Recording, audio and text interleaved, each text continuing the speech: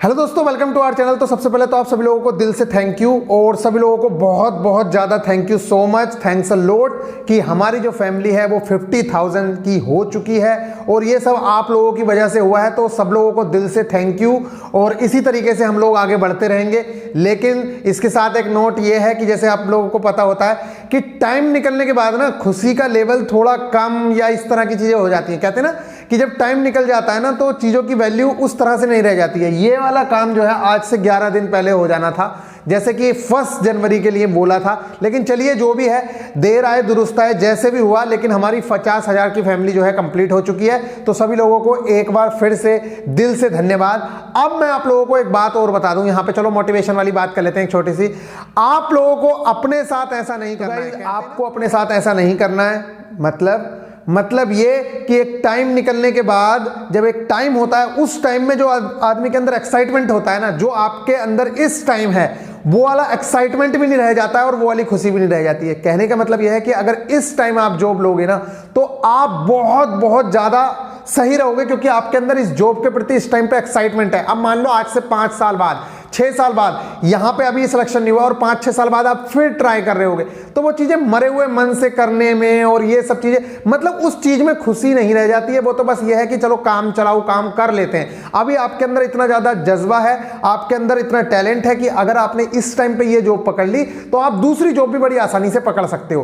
क्यों? क्योंकि आपके जो प्रयास हैं, अगर उसे सफलता मिलती दिखेगी तो आप हार नहीं मानोगे। और अगर इस टाइम पे, टाइम निकलने के बाद आपको, जैसे कहते हैं ना, मैंने कहा अभी, टाइम निकलने के बाद खुशी का लेवल भी कम होता चला जाता है। कैसे? अगर मान लो इस टाइम पे आप नहीं पढ़े तो आप ये मान के चलिए कि एग्जाम होने के बाद तो आपसे पढ़ा जाना नहीं है, फिर 3 से 4 साल 5 साल कितने बर्बाद होंगे ये पता नहीं है। और उस टाइम पे आपके अंदर इतना स्टेमिना नहीं होगा जितना स्टेमिना इस टाइम पे है पढ़ने के लिए। ठीक है, गलत डायरेक्शन में मत लेके जाना। ठीक है, चलिए चलो यहां पे बात करते हैं। मैं आप लोगों से बताना चाह रहा हूं कि हमारे जो टारगेट्स हैं आज 14th और 15 दोनों दिनों के टारगेट्स हैं, जिसमें से आधे कंप्लीट हो चुके हैं। मतलब मैं आप लोगों को कुछ डायरेक्शन दे चुका था कि हाँ भाई एनसीईआरटी का चैप्टर नंबर 1 कर लो और ये वाली चीजें कर लो, मैथ से ये कर लो।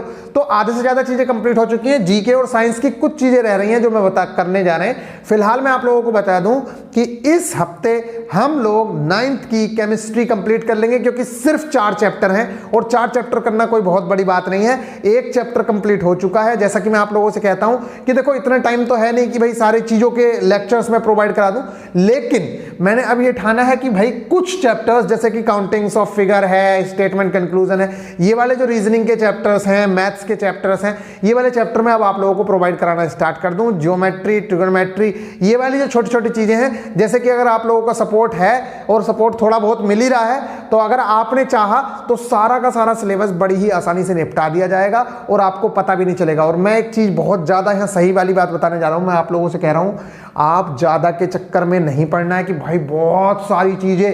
देखो, टाइम एंड वर्क और पाइपन सिस्टम को अगर छोड़ दें तो बाकी जो चैप्टर्स हैं उनका अगर आपको बेसिक कॉन्सेप्ट क्लियर है तो लगभग सारे के सारे वहीं से क्वेश्चंस आते हैं। और मेरा मानना यह है, अगर आप नोट्स बना रहे हैं ना, तो आप RS अग्रवाल के एग्जाम्पल के साथ प्रीवियस ईयर क्वेश्चन डाल लो उसमें, और उसके 4-5 पेज पीछे खाली छोड़ देना कि टेस्ट सीरीज वाला जो क्वेश्चन आएगा वो इसमें डाल लूंगा, और बस आपके लिए वो चैप्टर मोर देन इनफ है। और बार बार उसी चीज को पढ़ो, वहीं से आपको क्वेश्चंस मिलेंगे। अगर टेस्ट सीरीज में कोई नया क्वेश्चन मिलता है, जैसे मैं ऑफलाइन टेस्ट प्रोवाइड कर रहा हूं, वहां से कोई नया क्वेश्चन मिलता है तो उस चीज को इंक्लूड कर लो। बस इतना ही करना है, और इस तरीके से करोगे तो कम समय में सारा का सारा कर पाओगे। अदरवाइज बहुत ज्यादा दिक्कत होगी, आपसे एक ही चैप्टर कंप्लीट नहीं होगा। और बच्चे कुछ कह रहे हैं कि भैया इस लेवल के क्वेश्चन नहीं आते।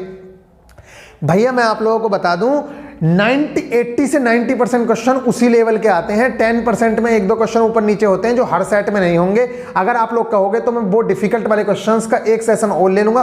देखो, मेन चीज ये है कि कम टाइम में ज्यादा कंटेंट देना सबसे बड़ी चुनौती है, और वो मैं देने की कोशिश करता हूं। अगर उसमें भी सपोर्ट नहीं मिलता है तो फिर आप लोग समझ सकते हैं क्या होगा, क्योंकि आपको पता है कि वो वाली वीडियो बनाने में बहुत ज्यादा टाइम लगता है, हर जगह फोटो लानी पड़ती है। अब देखो, डिजिटल बोर्ड तो है नहीं मेरे पास कि हाँ भाई उसे इजीली आपको एनिमेशन बना के समझा दूं।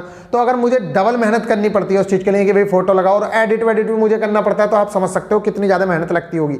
तो अगर आप चाहते हो कि आगे वीडियो मिल जाए, बस ये है कि मैं समझा पाता हूं आप लोगों को कि किस तरीके से समझाना है। चलिए यहाँ पे बात करते हैं। स्टैटिक जीके में आपको जो टारगेट्स रखने थे, और ऐसा नहीं है कि 50,000 का गिफ्ट नहीं देंगे, हो सकता है कि कल को लाइव आ जाए या फिर लाइव भी नहीं आते हैं, तो मैं आप लोगों को बता दूं कुछ चीज़ें जो पेंडिंग हैं। जैसे मैंने आप लोगों से बोला था कि हाँ भाई अब मैं वो टाइम आ गया है जब मैं आप लोगों को सारी की सारी इंपॉर्टेंट चीज़ें बता दूं कि हाँ भाई इस चैप्टर से या इस सब्जेक्ट से यहाँ से अगर आपने कुछ भी नहीं किया है तो आप उन चीज़ों को करके चले जाओ, आपका सिलेक्शन हो जाएगा।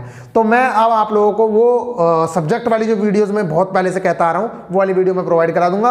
और इस धोखे में तो बिल्कुल मत रहना कि एग्जाम कैंसिल हो जाएगा, हो भी सकता है, वो बात अलग है।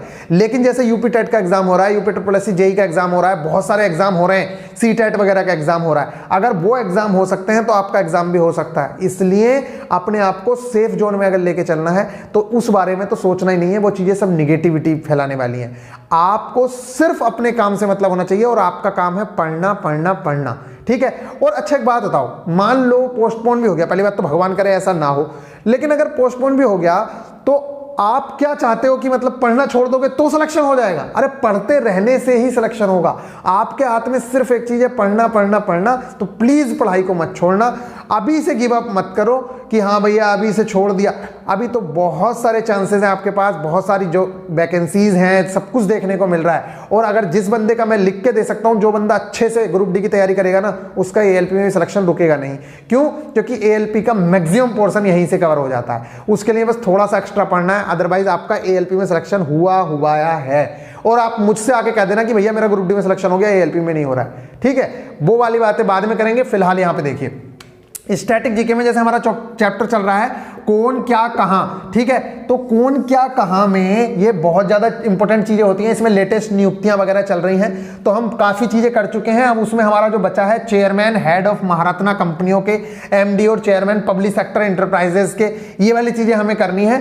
और भी 2-4 चीजें हैं जो आप लोगों को प्रोवाइड कराऊंगा। जैसे कि मैंने आप लोगों से कहा है कि ज्यादा करने की जरूरत नहीं है, जो इंपॉर्टेंट है कम से कम वो वाली चीजें तो कर ही लेना, ठीक है। तो चलिए अब बात करते हैं, यहाँ पे पैरा ओलंपिक मैंने आपको करवाई दिया है। आपको पता है ओलंपिक हमारा हो चुका है, नोबेल प्राइज हमारे हो चुके हैं, तो लगभग इंपॉर्टेंट टॉपिक्स निपटने ही वाले हैं। तो मैं आप लोगों को बता रहा हूं ये वाला काम खत्म हो जाएगा और इससे ज्यादा करने की जरूरत नहीं है, क्योंकि जीके में बार बार कहता हूं ये एक ऐसी चीज है, अथाह है, इतना सारा पढ़ के जाओगे इतना भी नहीं होता।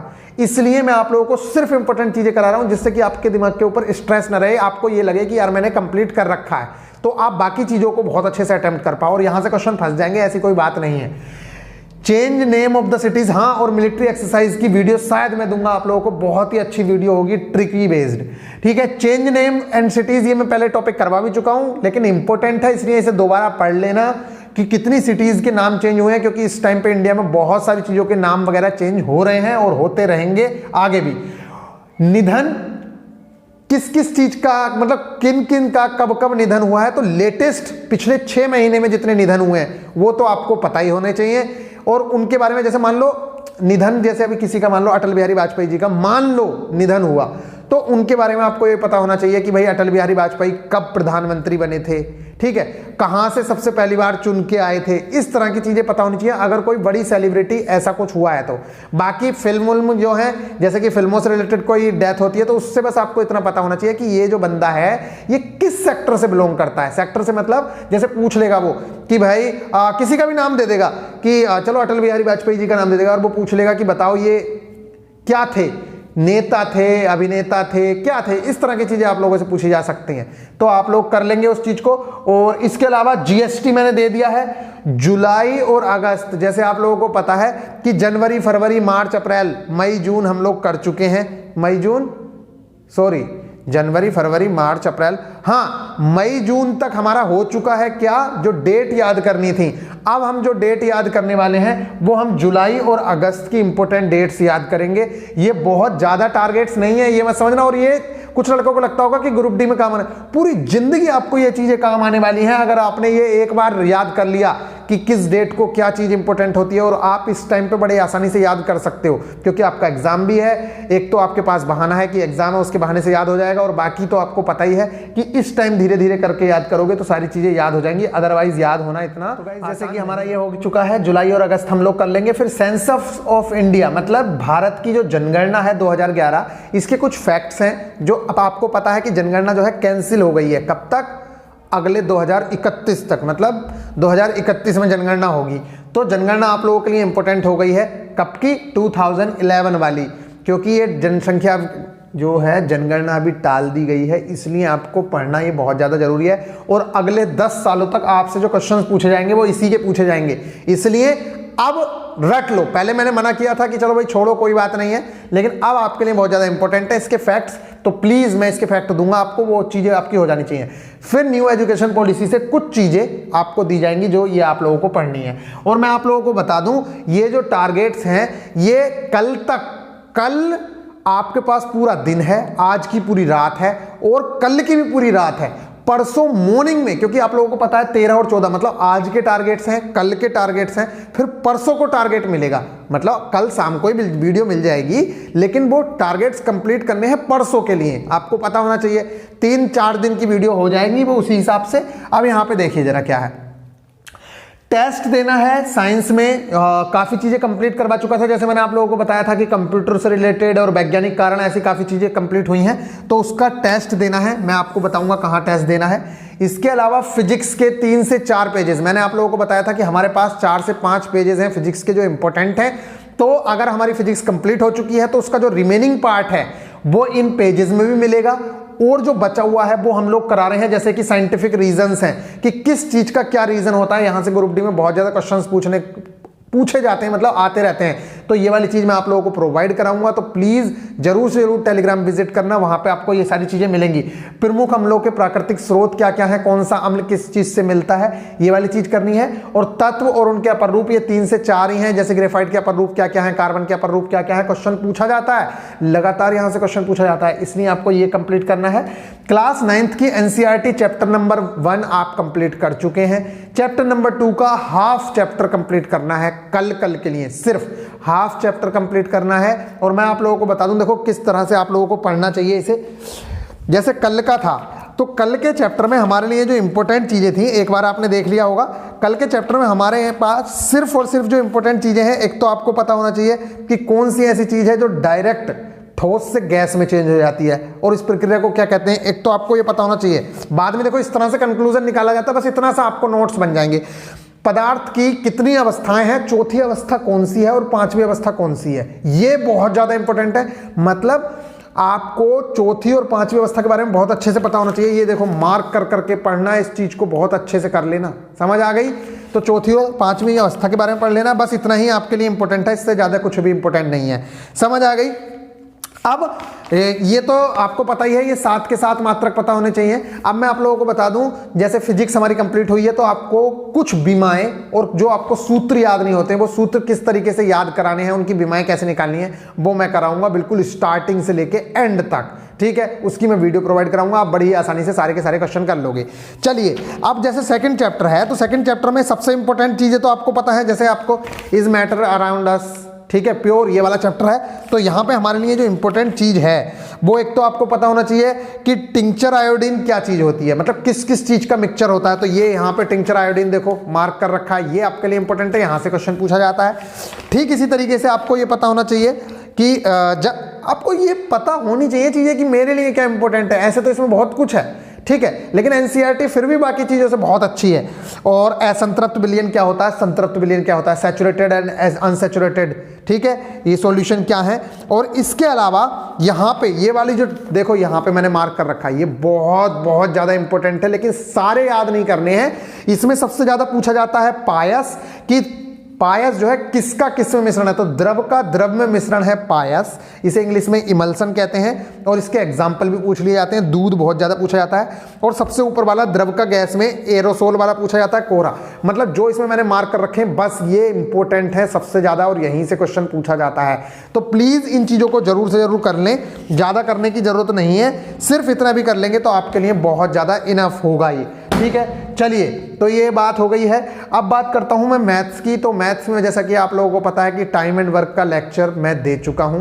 तो टाइम एंड वर्क आपके किस चीज में है, टारगेट में इंक्लूड था, जिसका मैंने आपको कल ही बता दिया था, कल मतलब आज ही बताया है। तो आप लोगों ने टाइम एंड वर्क का लेक्चर भी देख लिया होगा, उसके जो प्रीवियस ईयर रह गए हैं, क्योंकि time and work most important chapter है, मैं बता रहा हूं आप लोगों से। यहां से क्वेश्चन आना कंफर्म है, कहीं से आए या ना आए, लेकिन यहां से क्वेश्चन आएगा ही आएगा। तो प्लीज इसके हर लेवल के क्वेश्चन जरूर से जरूर कर लेना। 2 वीडियोस में प्रोवाइड करा चुका हूं। अगर आप कहोगे तो एक हार्ड लेवल के जितने भी डिफिकल्ट लेवल के क्वेश्चंस आए हुए हैं वो वाली वीडियो और प्रोवाइड करा देंगे और आपके लगभग सारे के सारे क्वेश्चंस हो जाते हैं, ये कर लेना है। इसके अलावा पाइप एंड सिस्टम की कल को वीडियो दे दी जाएगी, उसके कुछ बेसिक, एक ही वीडियो में बेसिक कॉन्सेप्ट्स और प्लस कुछ क्वेश्चंस वो प्रोवाइड करा के और आपका ये वाला चैप्टर कंप्लीट। फिर टाइम एंड डिस्टेंस, हमारे जो पुराने वाले बच्चे हैं उनके लिए दिया गया है ये वाला चैप्टर। ये वाला तो आप लोगों का कंप्लीट है ही, तो प्लीज इस वाले चैप्टर को आपको करना है। इसके ओल्ड टाइप्स के क्वेश्चन हो जाने चाहिए। मैं बता रहा हूं, इसे बार बार मैं टारगेट में इंक्लूड कर रहा हूं, ध्यान रखना। टाइम एंड वर्क और पाइप एंड सिस्टम इतना इंपॉर्टेंट है, इतना इंपॉर्टेंट है कि अगर इन दोनों चैप्टर का वेटेज करूं तो 4 से 5 क्वेश्चन तक भी आ जाते हैं कई बार, ठीक है। 3 से 4 क्वेश्चन तो कंपलसरी है, ठीक है। तो आपको अगर 3 से 4 नंबर लेना है तो इन दोनों चैप्टर्स को जरूर से जरूर कंप्लीट कर लेना, और मैं खुद करवा रहा हूं तो आपको करने में कोई दिक्कत भी नहीं होनी चाहिए। रीजनिंग की बात करें तो रीजनिंग में डायरेक्शन वाला टॉपिक करना है और बहुत ज्यादा सिंपल है। पूरा टॉपिक भले ही ना करो, कल को भी इसमें चीजें देंगे क्योंकि रीजनिंग में अब ज्यादा चीजें हमारी बची भी नहीं है, तो भले ही इसका आधा करो लेकिन इसके कॉन्सेप्ट्स आपको जरूर से जरूर पता होने चाहिए। नोट्स वगैरह सारे मैं प्रोवाइड कराऊंगा, तो आई होप कि आपको ये सारी की सारी चीजें कंप्लीट करनी है कल शाम तक। कल इवनिंग आपके पास, कल की पूरी रात है, इसे कंप्लीट करिए। परसों सुबह का नया टारगेट स्टार्ट करना, ठीक है। चलिए फिर एक बार फिर दिल से थैंक यू। और आप लोगों के लिए गिफ्ट यही है कि मैं क्या करूंगा कि कुछ इंपॉर्टेंट वीडियोस आप लोगों के लिए लाऊंगा और हो सकता है एक लाइव सेशन भी कर लें आपके डाउट्स को लेकर, जितने भी डाउट हैं। और प्लीज़ इसी तरह से साथ बनाए रखिएगा। मिलेंगे फिर नेक्स्ट वीडियो में। और हाँ, जिन लोगों के पास टेस्ट सीरीज वगैरह नहीं है, अगर अभी भी लालच कर रहे हो ना भैया, तो प्लीज़ सुधर जाओ, क्योंकि ऐसे मैंने कहा था ना, आप अगर 6 महीने पहले ले लेते तो आज आपके मार्क्स काफी अच्छे हो गए होते। 3 महीने पहले ले लेते तब भी दूसरों से तो अच्छे हो ही गए होते। अब बच्चे क्या है, लास्ट में लूंगा, मतलब भाई जब लेनी ही है तो अभी क्यों नहीं ले रहा? क्योंकि अभी से टेस्ट देगा तो बहुत ज्यादा फायदा होगा, अभी से एनालिसिस करेगा तो बहुत ज्यादा फायदा होगा। अब बच्चे कुछ वही वाली बात है ना, पास होना है, सिर्फ पास। भाई अगर पॉइंट मार्क्स से इधर उधर हो गए ना, एक बंदा ट्रैकमैन में रह जाएगा और एक बंदा अच्छी पोस्ट पे चला जाएगा। तो प्लीज इस चीज को सुधर जाओ, समझ लो कि हाँ भाई, जिस तरीके से भी आपके मार्क्स बढ़ रहे हैं, चाहे वो बुक से हो, टेस्ट सीरीज से हो, तो वो चीजें परचेज कर लो। लालच मत करो, ये 400-500 रुपए कोई वैल्यू नहीं रखता है, ठीक है। कुछ ये मोबाइल नहीं है कि साहब 4000 रुपए का इस पर डिस्काउंट आएगा तो इसका वेट करते रहो कि 5000 रुपए। 20-30 रुपए की फर्क होता है, कभी ऊपर हो जाता है कभी नीचे हो जाता है। तो आप अपने करियर को दांव पे मत लगाओ इन 20-30 रुपए के चक्कर में। चलिए मिलेंगे फिर नेक्स्ट वीडियो में, तब तक के लिए बाय।